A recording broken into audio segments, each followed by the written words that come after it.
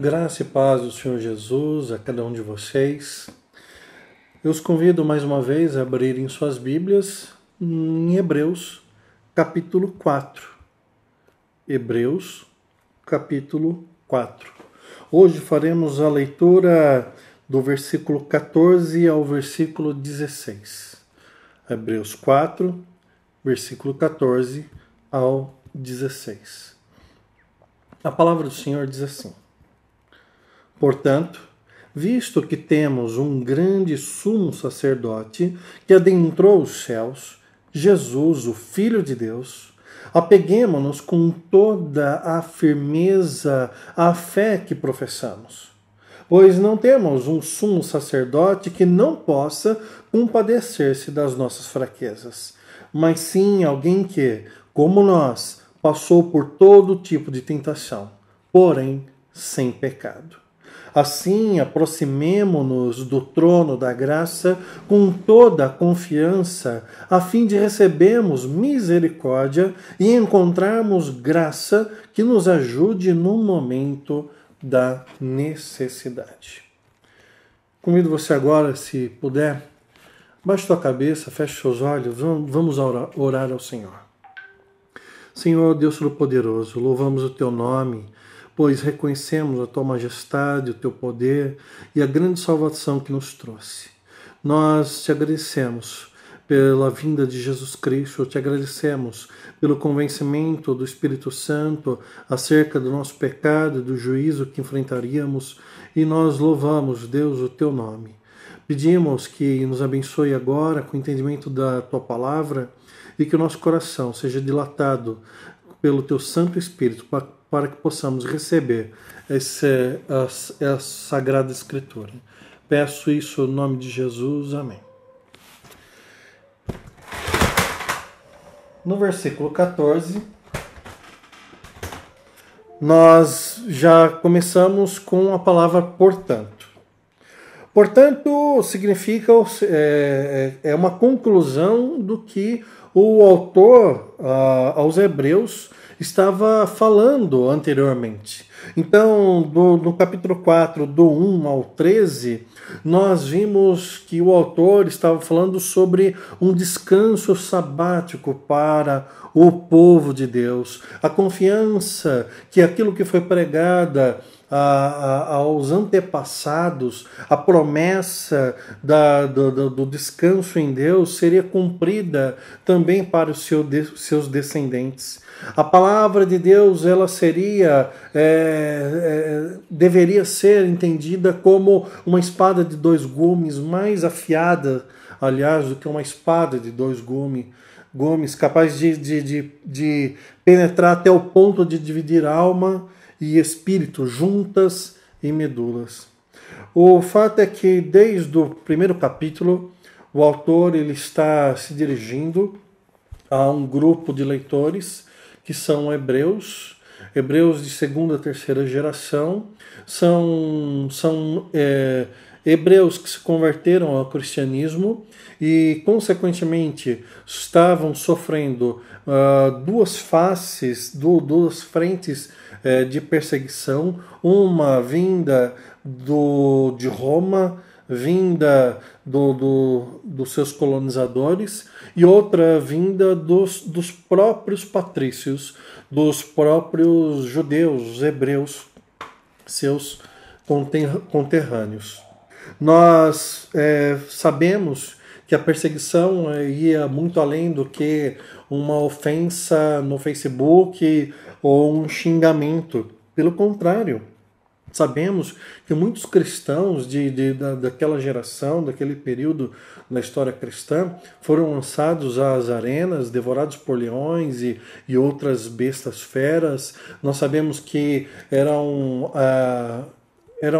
instrumento para espetáculo nas arenas, para que os gladiadores os assassinassem e os torturassem de maneira terrível. Nós sabemos que a propriedade era totalmente subtraída, a reputação destruída e a própria liberdade era tolhida, e muitos foram presos nessa época, e não poucos morreram defendendo sua fé em Cristo Jesus.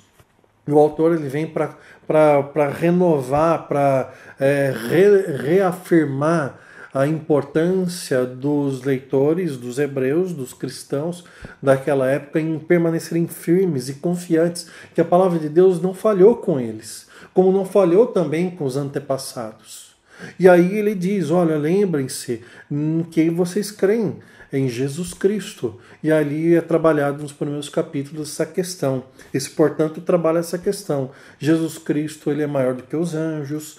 Jesus Cristo, ele é maior do que Moisés. Jesus Cristo é maior do que Josué. Jesus Cristo, ele é o cumprimento de tudo aquilo que era uma sombra no Antigo Testamento. Então, esse portanto, é novamente utilizado para relembrar os seus leitores acerca dos seus argumentos, dos argumentos do autor. Dito isso, o texto ele começa, portanto, visto que temos um grande sumo sacerdote que adentrou os céus. E aqui a gente já logo tem que evocar na memória o que nós lemos na palavra de Deus, principalmente lá em Levíticos, capítulo 16, lá pelos versículos 15, 16 e 17, mas todo o capítulo que vai falar acerca do sumo sacerdote. O sumo sacerdote, ele era, antes de mais nada, ele era escolhido para aquela função e ele era escolhido por Deus. Ele não era autopromovido, não era um ofício que se vendia, se comprava, nem por dinheiro, nem por política, mas era escolhido. O próprio Deus chamava a pessoa para participar, para ser o sumo sacerdote. Nós vemos que esse ofício ele é inaugurado ali com Arão, o irmão de Moisés, e não era uma coisa simples. Em primeiro lugar, o sumo sacerdote era aquela figura que intercedia pelo povo junto a Deus. E ele não fazia isso porque ele em si era mais puro que os demais ou mais digno que os demais, apenas porque fora escolhido para essa função. Então, o sumo sacerdote, vamos abrir lá, Levíticos capítulo 16, acho que vai ser melhor do que eu estar falando de cabeça. Então, Levítico, capítulo 16.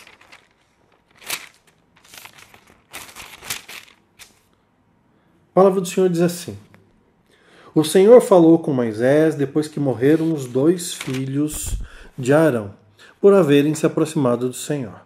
O Senhor disse a Moisés: Diga a seu irmão Arão que não entre a toda hora no lugar santíssimo, atrás do véu, diante da tampa da arca, para que não morra. Então, nós devemos lembrar o quê? Quando o povo ele foi libertado ali do cativeiro egípcio, Deus mandou eles construírem um tabernáculo. E ali haviam várias divisões dentro dessa construção. E uma que era a mais importante, o local mais importante de todo lugar, era chamado de Santíssimo Lugar, ou Santo dos Santos. Nós sabemos que era onde a Arca da Aliança, aquela arca com a imagem de 2 querubins com as asas, um de frente para a outra, cobrindo a arca, que era revestida de ouro, e dentro havia o cajado, havia o maná, havia as tábuas da lei.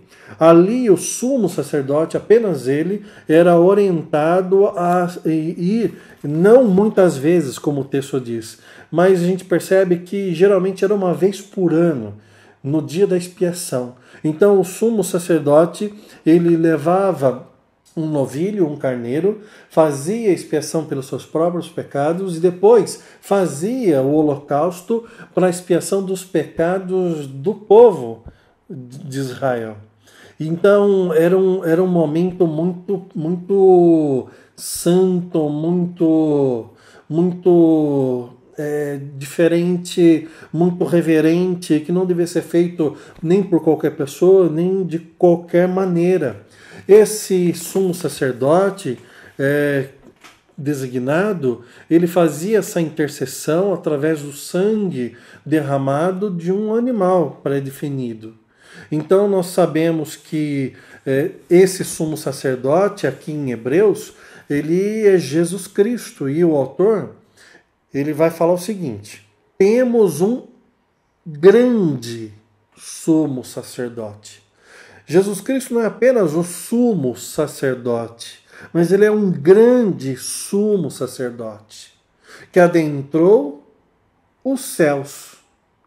Se o sumo sacerdote no Antigo Testamento ele adentrava ao Santo do Santo, a um local terreno, Jesus Cristo, nosso grande sumo sacerdote, ele adentrou não apenas o Santo do Santo, mas ele, sendo o próprio Deus, ele junto ao Pai, ele se faz presente lá, intercede lá por nós, por mim e por você. Não derramando um sangue de animal, mas apresentando o seu próprio sangue derramado na cruz do Calvário.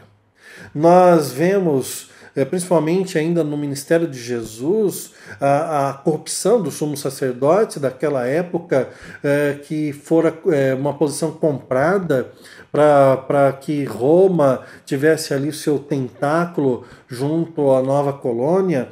Nós sabemos que Jesus foi traído por Judas Iscariotes por 30 moedas de prata, mas também o sumo sacerdote e ali os líderes religiosos compraram testemunhas falsas para acusar Jesus naquela noite fatídica da traição.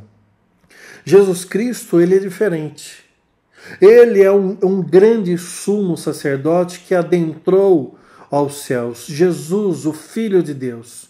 E aí o autor diz: apeguemo-nos com toda a firmeza à fé que professamos, pois não temos um sumo sacerdote que não possa compadecer-se das nossas fraquezas, mas alguém que, como nós, passou por todo tipo de tentação. E aí é importante nós lembrarmos, olha, apeguemo-nos com toda a firmeza à fé que professamos. Como já disse em outros momentos, a Bíblia está recheada desse imperativo. Lembre-se, apegue-se, fixe a sua mente, aprenda. Sempre tem essa exortação para que nós revivamos aquilo que nós já professamos anteriormente. Existe essa necessidade de nos apegar, sim. Por quê? Porque diante da tribulação, diante da perseguição, diante da dor, muitas vezes nós fraquejamos. Nós somos constantemente atribulados. Alguns mais, outros menos. Mas qual de nós nunca se sentiu fraco? Nunca sentiu vacilar, nem que se for por um momento, acerca de uma promessa de Deus? Difícil. Nós vemos aqui grandes homens de Deus perguntando, como Abacuque, até quando? Até quando? Nós percebemos Jó, um homem reto, um homem que foi elogiado pelo próprio Deus, e ali ele se questiona o porquê de muitas coisas. E eu tenho certeza que se isso ainda não aconteceu com você, provavelmente em algum momento vai acontecer. Um momento onde parece que Deus não se importa conosco. Deus não se importa ao ponto de mudar a nossa história ou de nos trazer a justiça tão anelada. Nos parece que Deus está distante e não ouve o nosso clamor e não satisfaz a nossa necessidade. Por isso o autor, ele diz, olha, apeguemo-nos com toda a firmeza à fé que professamos. Seria uma exortação clara para mim e para você hoje. Ainda mais nesse momento de pandemia, é necessário que nos apeguemos à fé que professamos. Você que já desceu as águas do batismo, já fez sua profissão de fé publicamente, você deve se lembrar daquele dia e dizer para você mesmo a todo momento: eu sei em quem tenho crido, eu sei que Ele é poderoso para me fazer todas as coisas que eu espero e ir além, fazer aquilo das quais eu nem imagino que sou necessitado. Por isso, meu irmão, minha irmã, apegue-se com toda firmeza à sua fé. Mas uma fé em Jesus Cristo. E eu queria frisar isso. Porque existe um fenômeno bestial até no meio da cristandade, onde muitos se dizem crer em Cristo, serem cristãos, e de repente começam a usar amuletos para sorte. É uma fitinha que vai espantar o mal-olhado, é um objeto que é ungido e vai trazer prosperidade. Superstição. Meus irmãos, não é a isso que nós devemos nos apegar.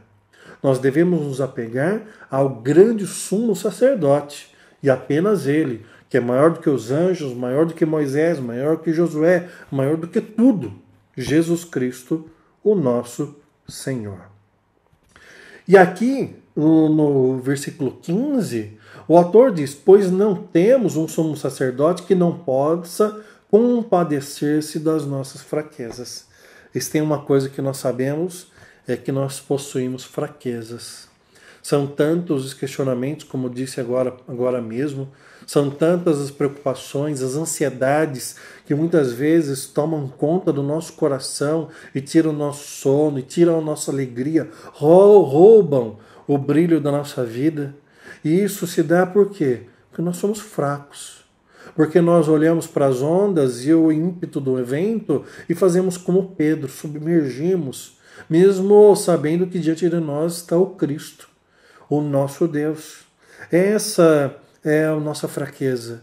É duvidar de que Deus está no controle, de duvidar que Deus tem o melhor reservado para os seus, duvidar que tudo isso vai passar e seremos fortalecidos sempre em Cristo Jesus. Nós somos fracos. Nós somos fracos quando estamos sofrendo. Como não chamar de grande fraqueza estar numa cama com Covid-19, entubado entre a vida e a morte, dependendo de remédios que ainda nem existe uma constatação, uma certificação científica que aponte para uma eficácia completa, de fato, ou depender de ideologias, não tomando remédio A ou B, isso colocando a situação mais terrível ainda, uma incerteza ainda mais contundente. Como não, nessa fraqueza, não ficar abatido, não se sentir desamparado? Quando se ouve que se perdeu um parente, uma mãe, um tio, um primo, um conhecido, próximo, um amigo do trabalho, não apenas para a Covid, agora é a Covid, mas por outras doenças também, o câncer tão destrutivo, se não acaba de uma vez pela quimioterapia agressiva, vai corroendo muitas vezes pela metástase e nem todos se curam. Então, nós temos muitas fraquezas que nos levam a olhar, a ter um olhar sombrio e cheio de dúvidas.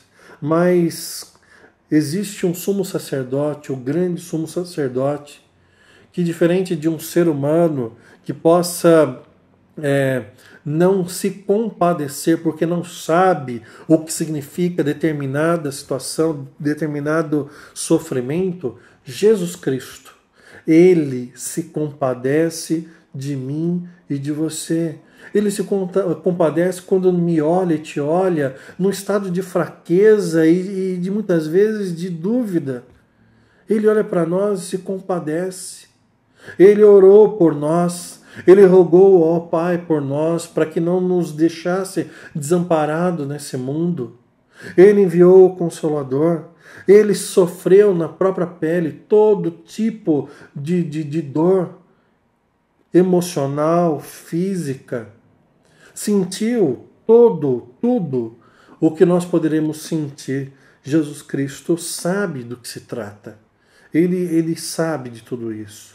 A grande diferença é que comigo, com você, é difícil não passarmos nessa vida nessa fraqueza sem cometer pecado. Somos pecadores, algo que Jesus nunca foi. Jesus, ele enfrentou as tentações, ele sofreu todas as dores, ele foi rejeitado, ele foi humilhado, ele foi espancado, ele foi crucificado, ele foi abandonado pelos seus amigos. Mas ele não pecou. Nem contra os seus inimigos ele fez tal coisa. E por isso nós sabemos que podemos nos aproximar do trono da graça, como diz o versículo 16.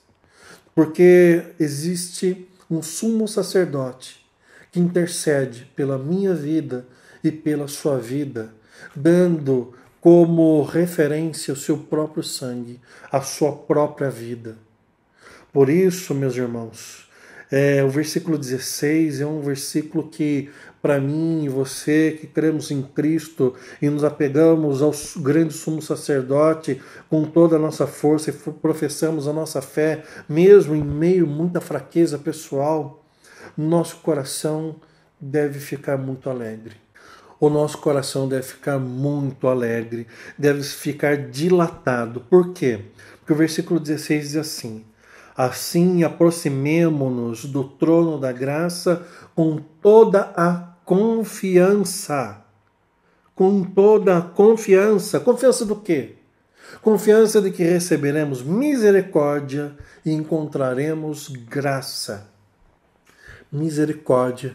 Eu vi um tempo atrás uma significação desse termo que diz assim: cardia, de coração. A misericórdia é quando o outro sente a miséria com o coração. Quando o outro sente a miséria do próximo com o coração. Misericórdia é aplicar coração na miséria do outro. Então, Jesus Cristo, ele é misericordioso, pois ele é capaz de olhar para o nosso coração, para a nossa miséria e derramar sobre nós compaixão. Ele é misericordioso, porque ele é compassivo. E nós não temos que ter medo de chegar diante do Pai, diante do trono de Deus. Não devemos ter medo, ficar receosos que de algo ruim vai nos acontecer. Pelo contrário, nós devemos ter a plena paz de espírito, de buscar o Senhor Deus, diferente como foi indicado em Levítico, onde Deus disse para Moisés: olha, diga para Arão que não é para entrar toda hora no Santo do Santo. Aqui, através de Jesus, nós temos sim a autorização e nós temos o convite para entrar toda hora que você quiser, você pode adentrar ao Santo dos Santos, você pode clamar diante do trono de Deus. Havia um costume, só para exemplificar, havia um costume nos impérios antigos, e a gente vai perceber muito isso lá no livro de Esther, que dizia o seguinte: o rei, ninguém poderia entrar na presença do rei, adentrar o local onde o rei estava, sem a permissão do rei. Nem a sua própria esposa. Lembrem-se lá de Esther. Ela arriscou o seu próprio pescoço ao entrar no palácio para clamar pela vida dos judeus, seu povo. Havia o costume que apenas o filho primogênito do rei não precisava pedir permissão para acessar o mesmo ambiente que seu pai. Apenas o primogênito, aquele que seria o herdeiro da coroa, aquele que sentaria no trono depois do rei. Os outros irmãos, os outros parentes, até a sua própria esposa, elas só poderiam estar na presença do rei com a permissão do mesmo. Nós não tínhamos a permissão. Jesus Cristo, o primogênito, nos fez também irmãos. E nós, juntamente com Jesus, nós podemos agora entrar diante do trono de Deus sem medo. Nós podemos aproximarmos do trono da graça com toda a confiança de que nada iria nos acontecer. Os filhos de Arão, eles foram ali amaldiçoados porque eles não respeitaram ali o Santo dos Santos. Nós vemos que o sumo sacerdote, se ele não fosse ali, não tivesse com a vida dele em ordem, ele podia morrer no Santo dos Santos. Nós podemos adentrar sem esse medo de ser necessário amarrar uma corda no nosso pé, como era no sumo sacerdote, e se ele morresse lá, para os demais puxarem o seu corpo inerte. Nós podemos adentrar a presença de Deus, estar na presença de Deus, estar diante do trono da graça de Deus com toda a confiança, pois receberemos misericórdia. Mas não só misericórdia, nós também encontraremos o quê? Graça. E aí, graça é um termo tão profundo, mas tão trabalhado de maneira tão superficial, que eu gostaria de gastar uns minutinhos com vocês. Graça é mais do que um bem que Deus nos faz. Pelo contrário, graça é quando nós recebemos não aquilo que nós não merecemos. Não é apenas, a graça não é só o receber algo que não merecíamos, mas é receber algo contrário àquilo que merecíamos. Vou dar um exemplo para vocês. Há muito tempo atrás eu ouvi um relato acerca de um menino. Ele tinha mais ou menos 11 anos de idade. O pai, ele tinha morrido no presídio, a mãe, usuária de droga, sumiu no mundo e abandonou os filhos. E um dos filhos era esse garoto, de mais ou menos 11 anos de idade.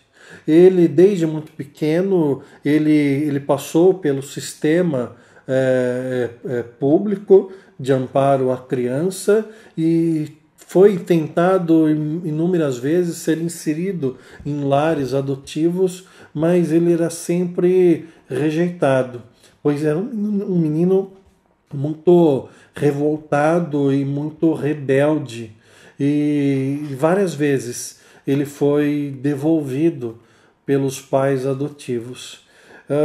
Mas houve um dia onde uma senhora, ela pleiteou a tutela dessa criança e quis adotá-lo. E com muita reticência por parte ali dos cuidadores do Estado, alertaram essa mulher acerca do histórico de abandono dessa criança e do seu estado, seu espírito rebelde. Mesmo assim, ela decidiu levar essa criança, esse menino, para casa. Chegando no apartamento, o menino ali não se sentiu em casa e no primeiro dia ele roubou os objetos de maior valor e vendeu para gastar com bobagem. Quando ele volta para casa, aquela mulher que o havia levado para o seu lar e chamado de filho, ela olha para ele e pergunta o que aconteceu. e ele, de maneira desafiadora, ele olha com altivez e diz: eu roubei as coisas para gastar com bobagem. Esperando já uma surra ou até mesmo ser levado de volta para o abrigo, a mulher simplesmente diz: o jantar está pronto, eu fiz o seu prato preferido. Jante e depois durma. Sua cama está lá, tem uma coberta quentinha para você. O menino, na hora, achou que era uma armadilha, que lá na cozinha haveria um cinto, alguma coisa, um objeto que ela utilizaria para bater nele. Mas ele foi, estava com fome, comeu, regalou-se e depois dormiu de maneira muito gostosa na cama preparada. Dias depois, não satisfeito, ele vendeu alguns utensílios domésticos, uma sanduicheira, um micro-ondas, coisas ali do dia a dia da casa. Enquanto a mulher saiu para trabalhar, ele, ao invés de ir para a escola, ele foi numa quebrada, num desses lugares aí que vendem droga, e vendeu também esses utensílios. Quando a mulher voltou, novamente percebeu que algumas coisas foram roubadas e descartou que alguém entrou na casa e já suspeitou do menino mais uma vez, mas não disse nada. Então ela perguntou, de maneira assim bem superficial, se ele sabia alguma coisa acerca dos objetos que estavam faltando. E novamente, ele, com um olhar altivo, desafiador, disse para ela: eu vendi todos eles. A mulher, mais uma vez, ela não gritou com ele, não bateu nele, não colocou ele para fora. Simplesmente disse para ele: a partir de agora a gente vai ter que esquentar o seu leite no fogão, porque não temos mais micro-ondas. O menino ficou assustado com aquele comportamento e então preparou algo que comprovaria que aquela mulher era uma dissimulada. No dia seguinte ela saiu para trabalhar e ele abriu todas as torneiras do apartamento. Da cozinha, do banheiro, da lavanderia, e ali tampou os ralos. Então, depois de algumas horas, o apartamento estava inundado e os vizinhos do apartamento de baixo ligaram para a mulher dizendo: olha, tem alguma coisa errada no seu apartamento. Tá saindo muita água, está entrando no nosso apartamento. Algum cano quebrou, alguma coisa de errado aconteceu. Venha imediatamente para ver o que está acontecendo. Então a mulher veio e quando ela abre a porta, tudo estava inundado. O tapete ensopado, sofá, boa parte molhado. Os pisos que em determinados locais eram de madeira. Vocês imaginam o estado que ia ficar. E aquela água. Então ela entrou e começou a fechar as torneiras e o menino se apresentou diante dela, já com a mochila nas costas, dizendo: não precisa me levar, eu sei o caminho do abrigo. A mulher simplesmente não perguntou para ele por que ele fez aquilo. Ela simplesmente abraçou ele e disse: a sua casa está molhada, a nossa casa está inundada. E deu um abraço nele. Foi a última vez que esse menino fez alguma coisa desse gênero, pois ele percebeu que o que ele merecia receber, o castigo que ele merecia, ele recebeu o contrário. Ele recebeu amor, ele recebeu perdão, ele recebeu compaixão. O texto nos fala disso, que nós podemos nos aproximar do trono da graça com confiança. apesar de ser quem somos, pecadores, apesar de muitas vezes ofendermos o nosso Deus e merecermos com toda justiça o inferno, mas nós podemos chegar diante do trono da graça, porque a graça significa isso. Recebemos o contrário daquilo que merecíamos. Nós merecíamos punição, nós merecíamos o inferno, e nós recebemos o amor. Nós recebemos a salvação, nós recebemos filiação, adoção, nós recebemos Jesus Cristo como nosso irmão, como nosso Salvador, como o nosso Senhor. E é interessante que o autor ele fecha dizendo: olha, você pode vir com toda confiança a fim de receber misericórdia, encontrar graça que nos ajude no momento da necessidade. Meu irmão, minha irmã, eu não sei se você está no momento de necessidade. Aliás, eu não sei se você estiver necessidade, qual é o tipo da sua necessidade. A do menino que eu exemplifiquei era aceitação, era amor, era cuidado. Mas eu não sei qual é a sua necessidade, se você a possui. Mas eu posso dizer uma coisa para você. Por mais triste que você se sinta, por mais desamparado que você acha que possa estar, por mais dolorido que algumas coisas estão fazendo você se sentir, por mais assustado diante do quadro que se instalou, eu posso dizer para você com toda confiança: se aproxime-se diante do trono da graça de Deus, pois Ele sabe o tamanho da sua dor e Ele sabe exatamente qual é a sua necessidade. E Ele é capaz de te abençoar de uma maneira que vai além da sua própria expectativa.